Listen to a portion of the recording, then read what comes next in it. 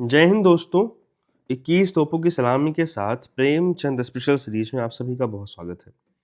अगर आप इस चैनल पर नए हैं तो कृपया चैनल को सब्सक्राइब कर लीजिए और बेल आइकन जरूर प्रेस कर दीजिए। इस चैनल पर अब तक प्रेमचंद जी की करीब 170 कहानियों से ज़्यादा रिकॉर्ड हो चुकी हैं। साथ ही पौराणिक कथाओं पर आधारित कई उपन्यास भी उपलब्ध हैं। आप ज़रूर उन सब का आनंद उठाएं। हो सके तो अपने घर में बड़े बूढ़ों को भी सुनाएं। उनका अकेलापन दूर करने का ये बेहतरीन उपाय है। आइए, आज मैं आपके लिए लेकर आया हूँ एक नई कहानी जिसका नाम है सज्जनता का दंड। साधारण मनुष्य की तरह शाहजहांपुर के डिस्ट्रिक्ट इंजीनियर सरदार शिव सिंह में भी भलाइयाँ और बुराइयाँ दोनों ही विद्यमान थी।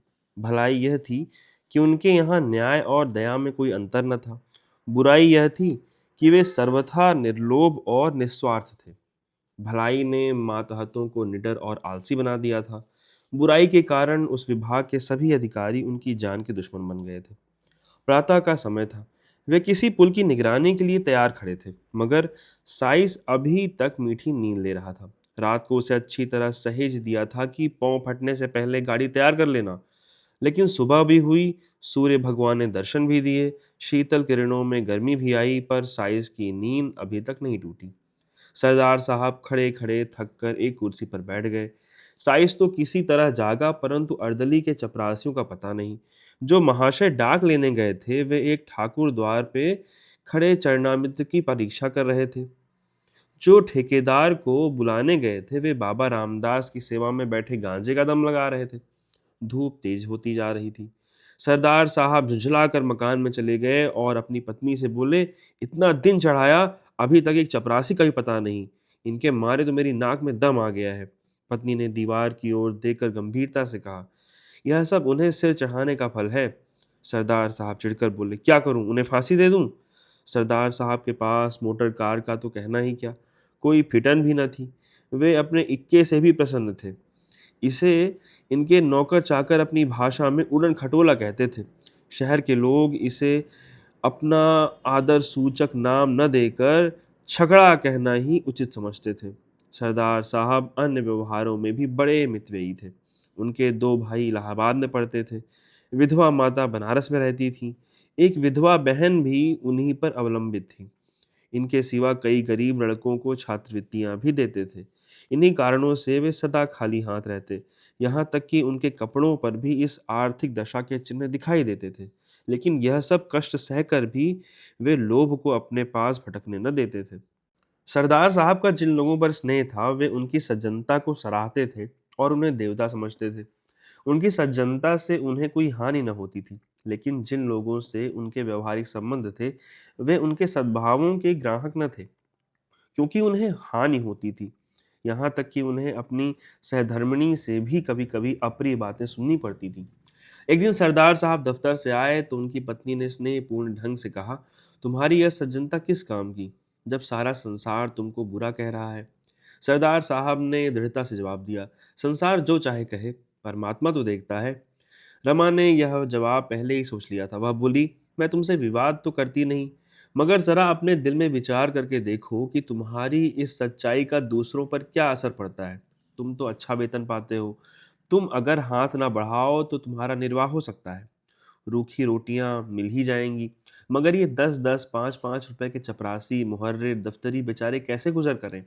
उनके भी बाल बच्चे हैं, उनके भी कुटुंब परिवार हैं। शादी, गमी, तिथि, त्योहार, यह सब उनके पास लगे हुए हैं।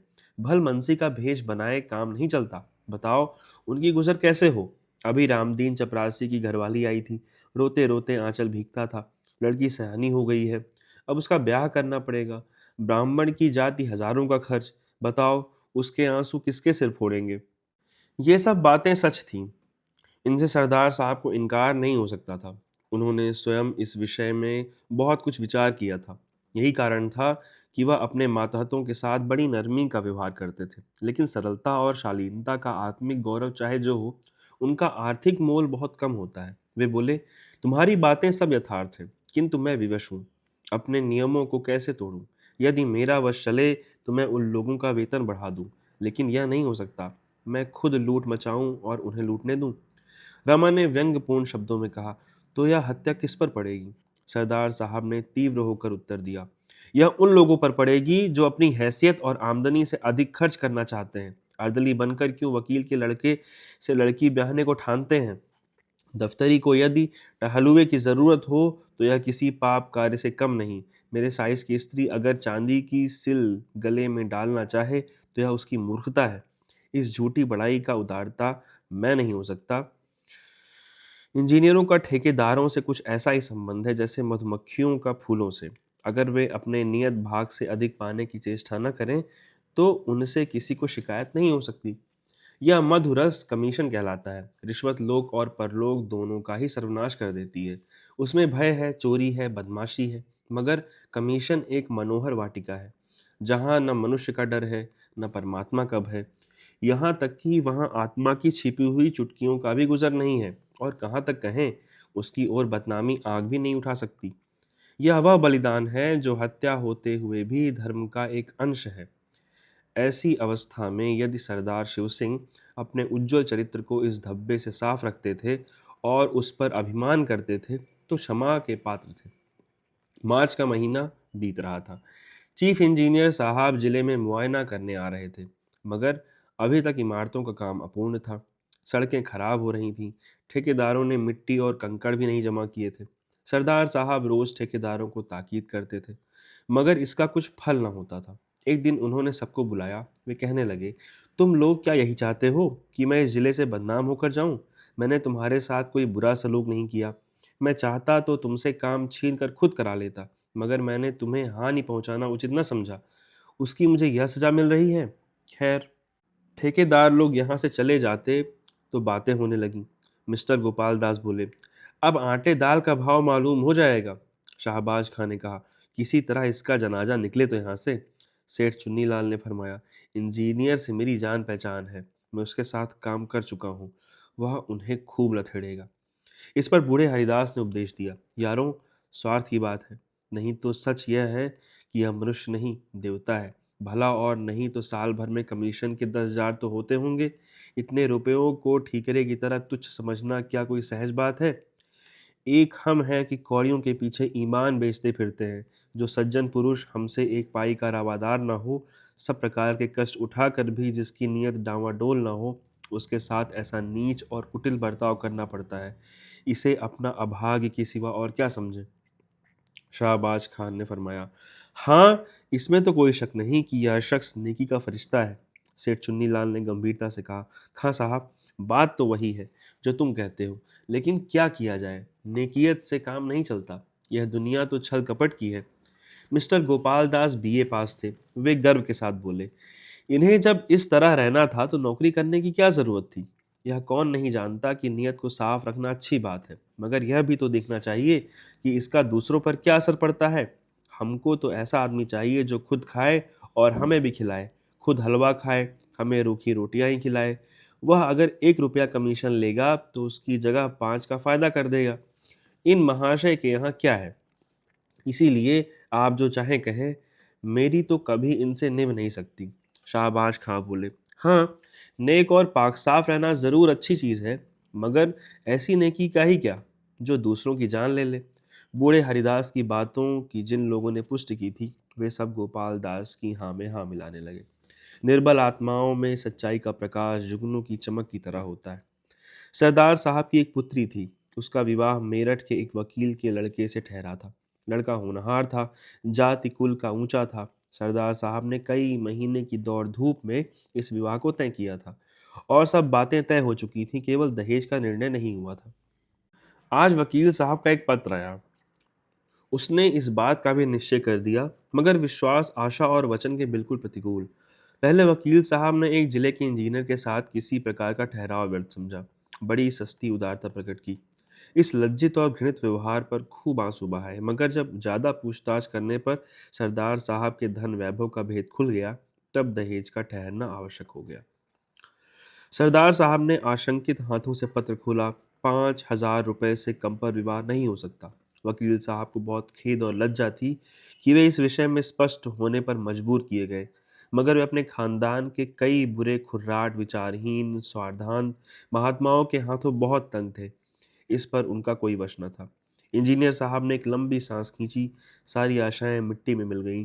कुछ सोचते थे क्या हो गया, विकल होकर कमरे में टहलने लगे।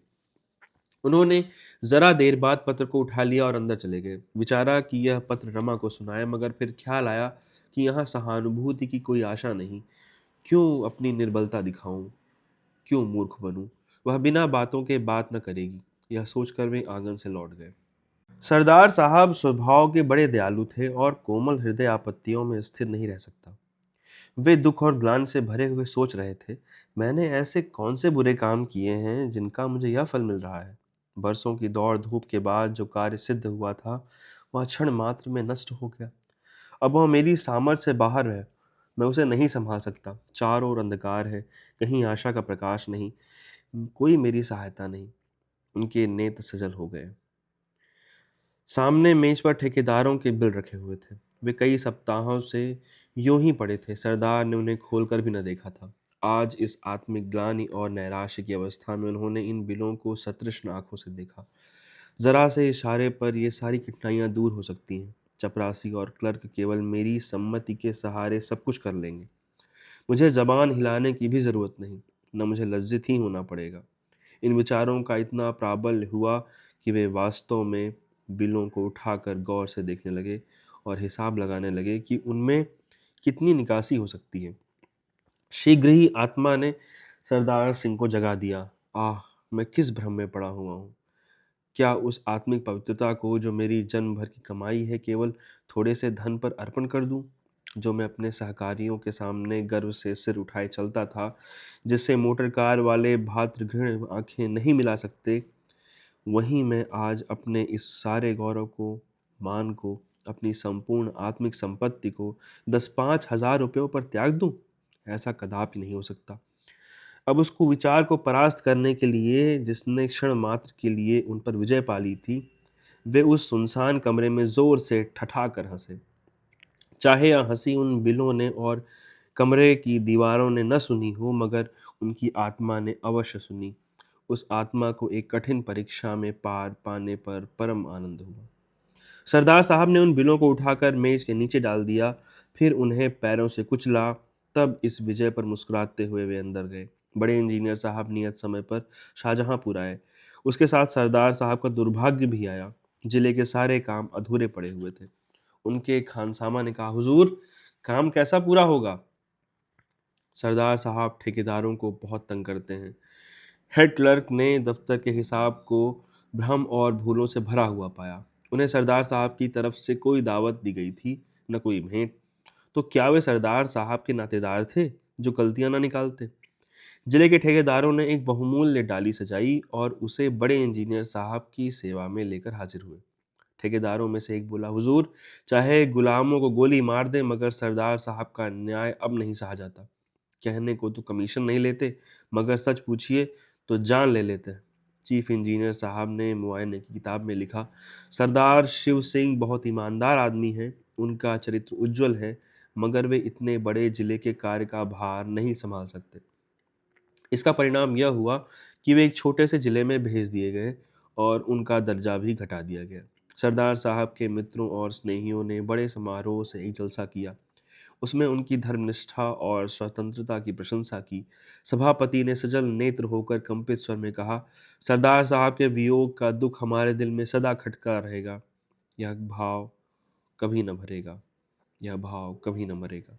मगर फेयरवेल डिनर में यह बात सिद्ध हो गई थी कि स्वादिष्ट पदार्थों के सामने वियोग का दुख दुस्सह नहीं। यात्रा का सामान तैयार था। सरदार साहब जलसे से आए तो रमा ने उन्हें बहुत उदास और मलिन मुख देखा। उसने बार बार कहा था कि बड़े इंजीनियर के खानसामा को इनाम दो, हिटलर की दावत करो, मगर सरदार साहब ने उसकी बात न मानी थी। इसलिए जब उसने सुना कि उनका दर्जा घटा दिया गया और बदली भी हुई, तब उसने बड़ी निर्दयता से व्यंग बाण चलाए। मगर इस वक्त उन्हें उदास देखकर उससे न रहा गया। वह बोली, क्यों इतने उदास हो। सरदार साहब ने उत्तर दिया, क्या करूं, हंसूं। रमा ने गंभीर भाव से कहा, हंसना ही चाहिए। रोए तो वह जिसने कौड़ियों पर अपनी आत्मा भ्रष्ट की हो, जिसने रुपयों पर अपना धर्म बेच दिया हो। यह बुराई का दंड नहीं है, यह भलाई और सज्जनता का दंड है। इसे सानंद झेलना चाहिए। यह कहकर रमा ने पति की ओर देखा और उसके नेत्रों में सच्चा अनुराग भरा हुआ दिखाई दिया। सरदार साहब ने भी उसकी ओर स्नेहपूर्ण पुष्टि से देखा। उनकी हृदयेश्वरी का मुखारविंद सच्चे आमोद से विकसित था। उसे गले लगाकर मृदुलता से बोले, रमा, मुझे तुम्हारी ही सहानुभूति की जरूरत थी। अब मैं इस दंड को सहर्ष सह लूंगा। बहुत धन्यवाद। यह कहानी यहीं समाप्त होती है। अगर आपको ये कहानी पसंद आई हो तो इसको लोगों से साझा कीजिएगा और अपने सुझाव कमेंट बॉक्स में ज़रूर प्रेषित करें। धन्यवाद।